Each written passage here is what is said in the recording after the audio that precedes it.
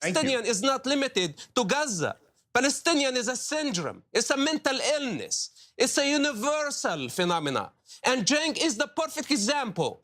And if he gets hungry eventually, I will not be surprised that he will eat his own children. You are a parasite, a bottom feeder. This is what you are.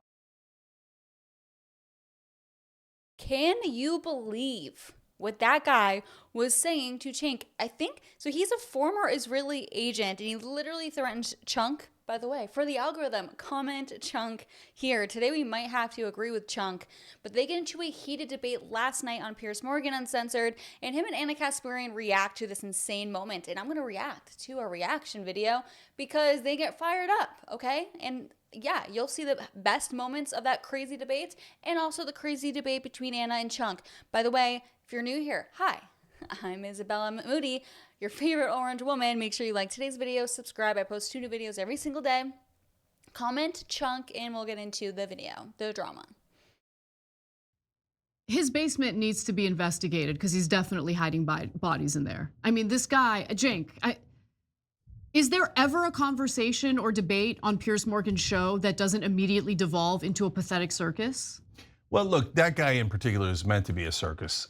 So his backstory is that he became an Israeli agent, turned on his own family, turned them all in, etc. Now, that's a debatable and interesting moment. He says he was preventing acts of terrorism, and maybe that's true in that particular case. And so that's a complicated moral equation, right? And if you say, hey, I like that he did that, no problem, okay? But since then, all he's done is say how great Israel is and how the Palestinians shouldn't exist. Not only that, he doesn't believe they do exist as a people. As a people, he thinks it's a concept, that it's made up. Not only By the way, that guy, if you're wondering what his name is, he's a former Shin Bet agent, Mossab Hassan Youssef. His father was the co-founder of Hamas. He himself was a Hamas militant until he was captured by the Israelis. And at that point, he agreed to be an informant for the Israelis. And so his life literally depends on doing what he's doing on Piers Morgan's show. Yeah, and he's, as you heard him say in that clip, he thinks being a Palestinian is a mental disability. I mean, it doesn't get any worse than this guy. And so, and then he says, not only that I'm a parasite, dehumanize me, because later he's gonna threaten me. You're gonna see that. And so, and he threatens any politician who disagrees with Israel. Because remember, he's used to working with agencies that if you disagree with them, especially if you're a Muslim like me, they just kill you, and then they're done with it. So that's what he's used to. So that's why making threats to doesn't sound crazy to him. Saying that you're going to eat your own children because you like Palestinians, and that's what people who like Palestinians would do, or that he called me a Palestinian, and I said thank you. And he said, well, if you're a Palestinian, then you saw the tape. You're a mental disability, you eat your own children, etc. So this Palestinians provided a safe haven for Armenians who were forced out of Armenia during the Armenian genocide. I know this because my maternal ancestors ended up in Haifa. My maternal grandmother was born in Haifa. And anytime she talked about what it was like being a Christian Armenian in Haifa at the time, she had nothing but positive things to say about the Palestinian people. What's funny too is I actually have family members that are Palestinian, but they're Christians. They're Orthodox Christians. So they're not just a bunch of crazy Muslim Arabs, okay? For welcoming the Armenian refugees, for giving them a home, and for protecting them. So I'm sorry, anytime I hear people dehumanize Palestinians as violent, dangerous animals, it makes me sick, okay? It makes me literally like want to vomit. And you know, when he turned his own family in, he was saving his own ass. But you could say, hey, maybe he was doing it genuinely to save other civilians. Right, right. That seems like the type of guy who would do that. Totally. Right. Yeah. But what has he been doing for decades? Yeah, that seems like the kind of guy that would do that sips tea. Not. Since then, this is the 3rd time I've been forced into debating him. And he's been saying that Palestinians shouldn't exist. It's not an ethnicity and they should be driven into other Arab countries. And in this appearance on Piers Morgan, he said that the IDF is the one helping the children of Gaza the most. Oh my God. Oh my God. I mean, who would say that?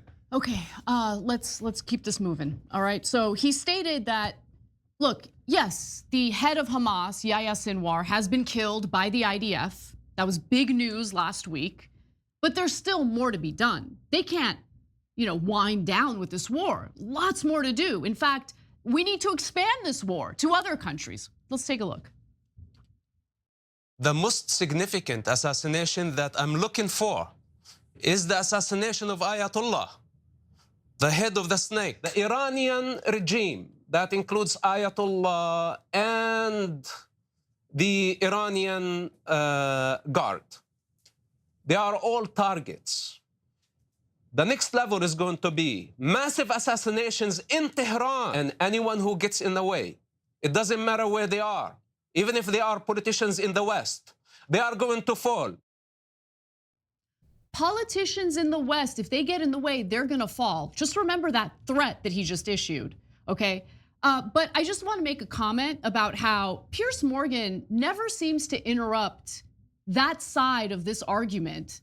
That's true. I was actually thinking that too. Like, Piers Morgan notoriously interrupts his guests and doesn't let them speak, but he doesn't. He's perfectly quiet while this terrorist, I don't know, crazy person says insane things, including a specific and vile threat.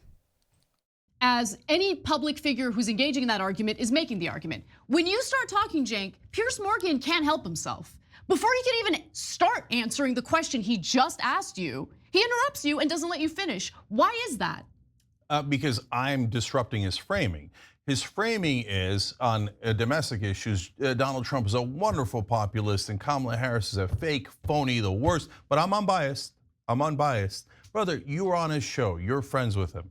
I get it. Just own it. That's okay. There's a lot of people on Trump's side. But no.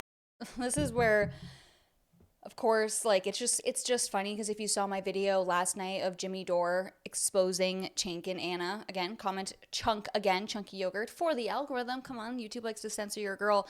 But he's a former The Young Turks employee, and he accuses Anna Kasparian of sexual assault. I can't say that word or else this video will be taken down. And he exposes The Young Turks as a very corporate run, greedy company, which is just funny because, that's part of the reason why they hate Trump and they like Kamala, and they supposedly hate elitists, but they like Kamala. It doesn't make sense, guys. The math is not mathing.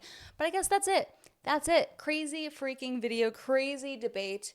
Yeah, Piers Morgan Uncensored, he does host some crazy, wild shitstorms of debates, but that's what we like. We like this crazy content. That's why you watch me, right? Right? Anyways, I really hope you enjoyed today's video. I've been getting a lot of new subscribers. My videos are finally seeming to take off. With YouTube, you have to post so much, posting twice a day, every single day.